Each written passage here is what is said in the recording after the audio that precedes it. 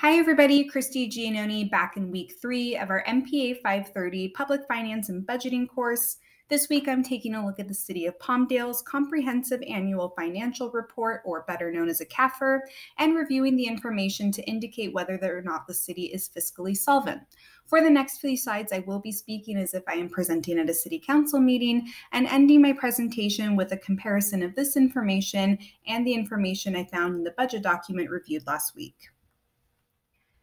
So good evening, Honorable Mayor and City Council members. Tonight we'll be taking a look at the city's fiscal solvency indicators and a review of the year-end June 30th, 2020 Comprehensive Annual Financial Report, or CAFR.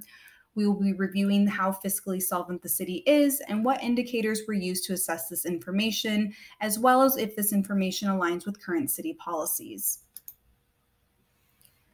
So the City of Palmdale is currently considered fiscally solvent.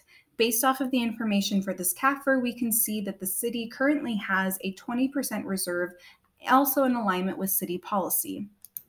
While the CAFR does indicate long-term debt, the majority of which are within the mortgage revenue bonds, we do see that the city does maintain a balanced budget and budgets for debt service payments annually. As indicated in the management discussion and analysis under financial highlights, the assets and deferred outflows of resources of the City of Palmdale exceeds its liabilities and deferred inflows of resources at the close of fiscal year ending June 30th, 2020. This results in a total net position of governmental activities of a little over $866 million. The city's change in net position of government activities increased in fiscal year 1920 by a little over $15 million, or 1.8%. The independent auditor's report maintained that the information presented from the city was presented fairly and in conformity with generally accepted accounting principles. Based off this information, the city forecasts a stable general fund over the next few years while continuing to contribute annually to reserves set aside for future contingent liability requirements. A few indicators as notated in the CAFR that allows us to see the city's fiscal solvency is an increase in net position as well as positive unrestricted amount. As you can see in that $44.5 or a little over $44.5 million of unrestricted net position, this can be used to meet the government's ongoing obligations to citizens and creditors.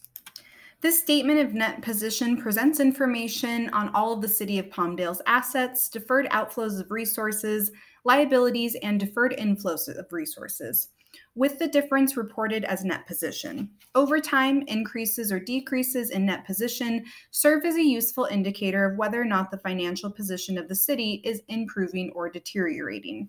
From this CAFR and reviewing the information in the city's financial statements, we can see that the position of City of Palmdale is improving and the city is considered fiscally solvent. In addition to the information presented in this CAFR, City Administration also is taking into consideration various factors in preparing the next budget for the 2021 fiscal year. This includes economic downturn as a result of the COVID-19 pandemic, positive property tax increases as property values increase, and continued slow-paced growth in housing development. At this time, I would be happy to answer any questions that you may have. All right, so that was my mock presentation to the budget to the council on the CAFR, and in comparison to the budget document that I took a look at last week. And as you heard in my closing statements from the last slide, there are a few economic factors that were indicated in this CAFR that we see affected how the budget was adjusted in the fiscal year following.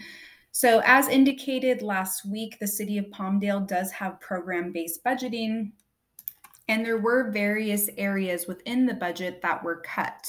And so that was one of the advantages of the program-based budgeting, is you could do it by program and then make the financial changes or decreases from there.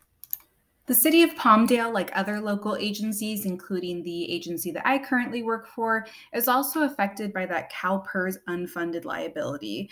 Recent reports show that the unfunded pension liability stood at about $160 billion.